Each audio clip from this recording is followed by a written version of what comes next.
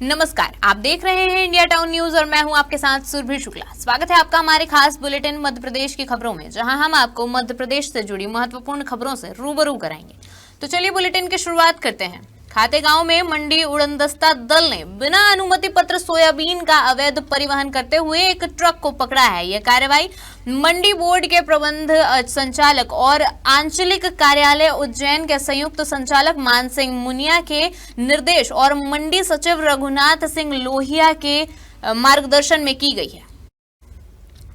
सहायक उप निरीक्षक मनोज मुवेल के नेतृत्व में हुकुम सिंह यादव और श्रवण कुमार पवार सहित स्थानीय निरीक्षण दल ने महाराष्ट्र के ट्रक को पकड़ा। ट्रक पर 343.63 क्विंटल सोयाबीन भरा था। यह सोयाबीन सीहोर के आष्टा से महाराष्ट्र ले जाया जा रहा था। इसका परिवहन बिना अनुज्ञा पत्र के किया जा रहा था। मंडी अधिनियम के तहत कार्रवाई कर 94,420 रुपए का जुर्माना वसूला गया। मंडी सचिव रघुनाथ सिंह लोहिया ने स्पष्ट किया कि कृषि उपज के अवैध परिवहन के खिलाफ कार्रवाई जारी है। देखिए, आज सबसे पहले तो मैं अपने उड़नदस्ता को बधाई देता हूं। इतनी भीषण सर्दी में जान जोखिम में डालकर बाइक से भ्रमण कर रहे हैं, तो उनके लिए बहुत बहुत बधाई। आज का प्रकरण है, प्रातः 8 बजे के करीब एक सोयाबीन का लदा हुआ ट्रक था, जिसको हमारे उड़नदस्ता दल ने रोका। उसको रोकने के बाद जब कागज चेक किए तो उसके पास कांटा पर्ची थी, कोई वैध कागज नहीं पाए गए। मौका पंचनामा बनाया। पंचनामा बनाने के बाद हम गाड़ी को मंडी प्रांगण में लाए। ये गाड़ी थी 347 कुंटल वजन था सोयाबीन का, जो आष्टा जिला सीहोर से भर करके और महाराष्ट्र के लिए कहीं जा रही थी, जैसा कि ड्राइवर ने बताया। उस पर आज बड़ी कार्रवाई करते हुए हमारे दल ने करीब 94,000 रुपए वसूल किए। बड़वानी के राजघाट रोड बस स्टैंड के पास बुधवार रात करीब 9:30 बजे एक ऑटो गैरेज की गुमटी में आग लग गई। आग में लाखों रुपए का सामान जलकर राख हो गया। आग से बर्तन, मोटर वाहनों का तेल, ऑटो गैरेज का सामान और गुमटी पूरी तरह से जल गए। यह गुमटी अमित नगर निवासी संजय नायरिया की थी। रात में गुमटी से आग की लपटें उठती देख बस स्टैंड के आसपास के लोग मौके पर पहुंचे। उन्होंने आग बुझाने का प्रयास किया और नगर पालिका की फायर फाइटर टीम को सूचना दी। फायर फाइटर टीम ने करीब 15 मिनट में आग पर काबू पा लिया। नगर पालिका की टीम के समय पर पहुंचने से एक बड़ा हादसा टल गया। गुमटी के पास विद्युत डीपी, निजी अस्पताल की पार्किंग और सीएनजी फिलिंग स्टेशन व पेट्रोल पंप स्थित थे, जिसके कारण बड़े खतरे की आशंका भी जताई जा रही थी।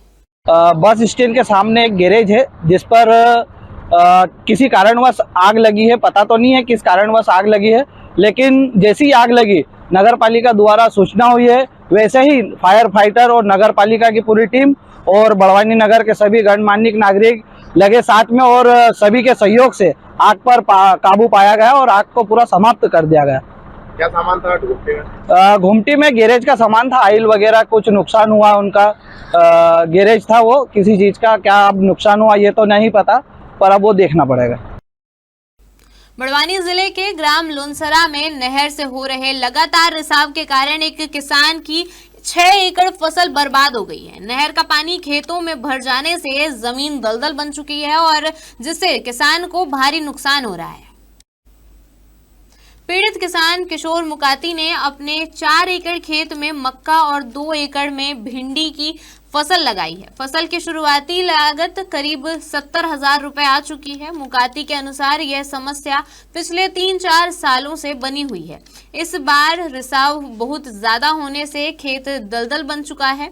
किसानों का आरोप है कि सिंचाई नहर निर्माण में गुणवत्ता की अनदेखी की गई है, रखरखाव पर भी ध्यान नहीं दिया जाता। एक अन्य किसान मोतीलाल मुकाती के भी खेतों में पानी भर रहा है, जिससे उनकी फसलें भी खराब हो रही हैं। हम 2 भाइयों मतलब 6 एकड़ जमीन है। 6 एकड़ में 4 एकड़ की मक्का है और 2 एकड़ की भिंडी है। पूरे खेत में पानी बह रहा है। कैसा आ रहा है पानी? ये नहर का पानी आ रहा है, सीपेज होके। क्या दिक्कतें हो रही है इससे? जमीन दलदल हो रही है सर। अधिकारियों को बताया आपने? अधिकारियों को सबको फोन लगा के बोला, आके देख के चले गए। अभी 2 रोज पहले हमने झगड़ा करा के नहर बंद कर दी है। इसके बाद नहर वापस चालू कर जाते हैं। सैलून वाले आते हैं फिर चालू कर जाते हैं। कितने की नुकसानी होती भैया? मेरे अभी तक तो समझो कि मैंने अभी इसमें 50,000 का खर्चा लग चुका है मेरा। उसके बाद अभी तो ये जैसे पानी सूखा अभी, तो इसको फिर मेरे को खाद वही करना पड़ेगी। खाद डाल के फ्री हुआ न, गलतियां लग गया, फिर अब एक बार फिर डोज देना पड़ेगा। अब इसमें हम काम करें तो कैसा करें, क्या करें। अब बुरहानपुर जिला पुलिस की साइबर सेल को ऑनलाइन धोखाधड़ी के एक मामले में सफलता मिली है। टीम ने त्वरित कार्रवाई करते हुए एक बार फिर ठगों का बैंक खाता होल्ड कराकर पीड़ित को 8,46,000 रुपए वापस दिलाए। अपने अकाउंट में राशि लौटने के बाद पीड़ित अजय शर्मा ने एसपी देवेंद्र कुमार पाटीदार व पुलिस के प्रति आभार जताया।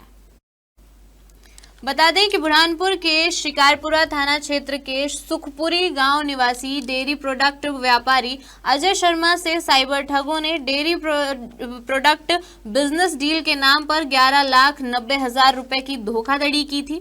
शर्मा ने साइबर सेल में आवेदन दिया। पुलिस अधीक्षक देवेंद्र पाटीदार के निर्देश पर साइबर सेल टीम ने शिकायत को गंभीरता से लेकर national cyber crime reporting portal पर वित्तीय धोखाधड़ी की शिकायत दर्ज कराई।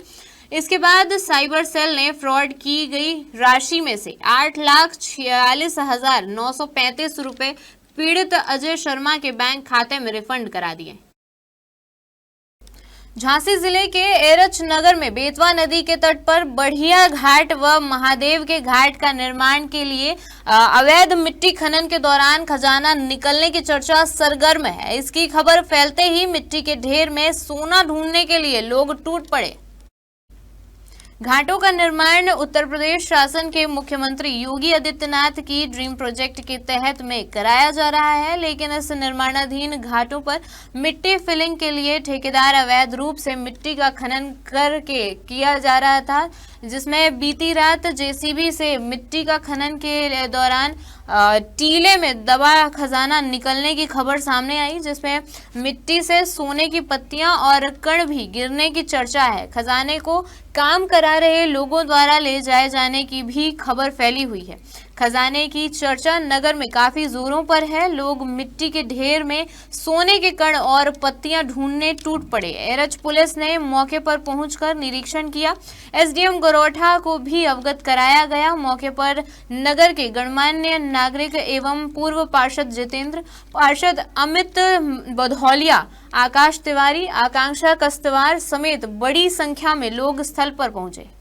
नरसिंह भगवान को मंदिर है, तो सुबह पे जो खुदाई भाई सूते जो कछु किरका मिरका करे ये सोने वोने की, सो लोग बटूल डाल ले गए, मोड़ी मोड़ा को यही ढूंढ ढांड ले गए मट्टी में। किसने करवाई खुदाई? खुदाई करवाई थी ये घाट वाले ने, जो काम चल रहा घाट पे, जो कि तराई गिलाने मट्टी खुदी थी। किसे मिला है जानकारी है? अब जो नहीं आप सुन रहे हो कि फलाने को मिलो ढकाने को मिलो क्या, और जो जानकारी नहीं है कि फलाने को मिलो ढकाने को मिलो। यहाँ पर रात में खुदाई हो रही है। हाँ, किसी को पता नहीं है। नहीं तो ये जो खुदाई हो रही है ये इसकी परमिशन है क्या इनकी? नहीं, किसी की परमिशन नहीं है। अच्छा, यहाँ हुआ क्या है रात को ये हादसा जो हुआ? खुदाई हो रही है, अभी इधर सोने के कण मिल रहे हैं कुछ। अच्छा। और छोटी छोटी पत्ती नुमा आकार के कुछ लोग ले भी गए, कुछ लोग ट्रॉली से मट्टी भर के ले गए पूरी को। अच्छा अच्छा अच्छा, तो क्या यहाँ ऊपर कुछ है क्या? अभी ऊपर कुछ था, निकाला गया है, इसमें हौदनुमा एक आकार बनाया है, ऊपर जेसीबी से काम हुआ है। ये कितने दिन से ये खुदाई कहाँ कैसे हो रही है? खुदाई इधर घाट बन रहा है। हाँ, बेतवा घाट, उसके लिए मट्टी जा रही है, लेकिन परमिशन किसी की नहीं है। परमिशन। अब ये जो अवैध खनन हो रहा है इस वक्त, तो इसके बारे में लोगों ने शिकायत पहले भी की थी? हाँ, पहले भी की थी, लेकिन कोई सुनवाई नहीं। नरसिंहपुर के करेली में प्रवचन के दौरान द्वारिका पीठ के शंकराचार्य सदानंद सरस्वती का बड़ा बयान सामने आया है, जिसमें उन्होंने कहा है कि मंदिरों की व्यवस्था सरकारों के पास नहीं रहनी चाहिए। पूजा पाठ और शास्त्रीय परंपराओं में शासन का दखल सही नहीं है। शंकराचार्य ने चेतावनी दी है कि सनातन को कमजोर करने की कोशिश जारी है और हिंदू जब तक धर्म पालन नहीं करेंगे, मंदिर और धर्मस्थल सुरक्षित नहीं रह सकते। इसी कार्यक्रम में अग्नि अखाड़ा ने अग्नि अखाड़ा के पीठाधीश्वर स्वामी रामकृष्णनंदन महाराज ने भी सरकार पर सवाल उठाए। बोले, हिंदुओं की हितैषी सरकार होते हुए भी गाय को राष्ट्रमाता का दर्जा नहीं मिल पा रहा है और धर्माचार्य जब यह मुद्दा उठाते हैं तो उन्हें राजनीतिक रंग दे दिया जाता है। दोनों संतों ने राजनीतिक दलों पर संत समाज में फूट डालने का भी आरोप लगाया है। हम लोग यही चाहते हैं कि जितने भी सनातन धर्म के तीर्थ स्थान हैं, सनातन धर्मावलंबियों के मंदिर हैं, जो शासन के द्वारा, सरकार के द्वारा संचालित हैं, उनका संचालन धर्माचार्यों के द्वारा होना चाहिए, हिंदू धर्मावलंबियों के द्वारा होना चाहिए।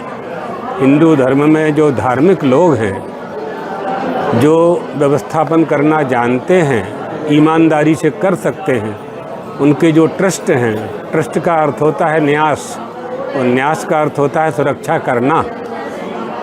तो उन ट्रस्टों के द्वारा, महात्माओं के द्वारा, आचार्यों के द्वारा संचालन होना चाहिए।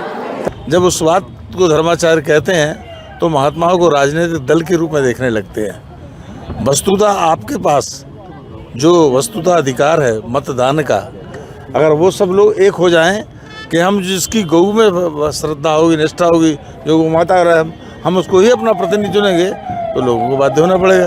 पर जब आप ये बात कहेंगे तो या तो आपको किसी सरकार का विरोधी माना जाएगा या आप किसी दल विशेष के माने जाएंगे। वस्तुतः धर्माचार किसी दल विशेष का नहीं होता।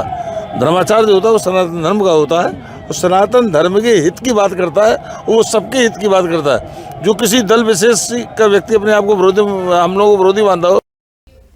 रीवा जिले के एक स्कूल की महिला हेडमास्टर ने ऐसा कुछ कर दिया है जिसे देख और सुनकर आप भी हैरान रह जाएंगे। जो सरकारी स्कूल भवन के कमरे में बच्चों की पढ़ाई होनी चाहिए, उस कमरे को हेडमास्टर ने अपना आरामगाह बना रखा है। कमरे में आराम की हर चीज मौजूद है और साथ ही यह क्लासरूम कम और बेडरूम ज्यादा नजर आता है।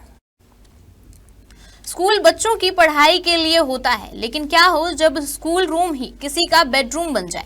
जी हाँ, यह हैरान करने वाला मामला रीवा जिले की कुल्लू पूर्व माध्यमिक शाला का है। यहाँ की हेडमिस्ट्रेस पद्मा शर्मा ने अपनी सुविधा के लिए स्कूल के एक कमरे को बेडरूम में बदल दिया है। इस रूम में तख्त, गैस, चूल्हा, कूलर और पंखा मौजूद है। अब मामला सामने आने के बाद डीपीसी विनय मिश्रा ने मामले की जांच कर कार्रवाई की बात कही है। देखिए, मुझे याद है रूटीन चेकअप में मैं कुल्लू विद्यालय गया था। शाम 4 बजे मेरा विजिट हुआ था। वहाँ पे स्कूल खुला हुआ मिला था, सारे टीचर्स भी उपस्थित मिले थे। थोड़ी बहुत जो कमियां वहाँ पाई गई थी, व्यवस्थाएं पाई गई थी, उसके संबंध में उनको नोटिस जारी किया गया था। उसके बाद अब ये जो आप नई चीज बता रहे हैं कि एक कमरे को क्या किया गया है, आप जो बता रहे हैं वीडियो आया है, बेडरूम टाइप का बना दिया, बेडरूम बनाया गया है, तो अपन उसकी फिर से जांच करवा लेंगे। अगर ऐसा सही पाया जाएगा तो उसमें कार्रवाई की जाएगी। मध्य प्रदेश पूरी दुनिया में अपनी हस्तकलाओं के लिए विख्यात है। मध्य प्रदेश की 5 कलाओं को जीआई टैग मिला है। इन 5 कलाओं में ग्वालियर की पेपर मेशी और स्टोन क्राफ्ट भी शामिल है। दरअसल ग्वालियर की स्टोन क्राफ्ट और पेपर मेशी कला बहुत ही खास है। कई सालों से इसे जीआई टैग दिलाने का प्रयास किया जा रहा था। बीते साल इस टैग को हासिल करने के लिए आवेदन किया गया था। सभी जांच और दावे की प्रक्रिया के बाद इन्हें जीआई टैग मिला है। अब ग्वालियर के स्टोन क्राफ्ट और पेपर मेशी उत्पादों को अंतर्राष्ट्रीय बाजार में अलग पहचान मिलेगी। इस क्षेत्र में काम करने वाले शिल्पियों, कलाकारों को रोजगार के नए अवसर भी मिल सकेंगे। आपको बता दें कि प्रदेश में ग्वालियर के स्टोन क्राफ्ट और पेपर मेशी के साथ बैतूल के भेरवा मेटल क्राफ्ट, छतरपुर के फर्नीचर, खजुराहो के स्टोन क्राफ्ट को भी जीआई टैग में शामिल किया गया है। ये बहुत ही गौरव की बात है हमारे लिए कि हमारे ग्वालियर को 2 हमारे हैंडीक्राफ्ट के 2 जो क्राफ्ट्स हैं उनको जीआई मिला है। और इसमें जो पहला जीआई का है हमारा पत्थर शिल्प है, दूसरा पेपर मैशी है। इससे जो पारंपरिक काम कर रहे हैं या जिन्होंने अपने क्राफ्ट को, अपने प्रैक्टिस को डाइवर्सिफाई किया है, उससे इनको, ये जो प्रैक्टिशनर्स हैं, इनको बहुत हेल्प मिलेगी। साथ में एक संरक्षण भी मिलेगा ताकि इनके क्राफ्ट की यूनिकनेस को कोई चुरा ना सके, कोई कॉपी ना कर सके और उसका गलत फ़ायदा ना उठाए। हमारे खास बुलेटिन मध्य प्रदेश की खबरों में फिलहाल इतना ही। देखते रहिए इंडिया टाउन न्यूज, भारत की बात। नमस्कार। आप देख रहे हैं इंडिया टाउन न्यूज, भारत की बात।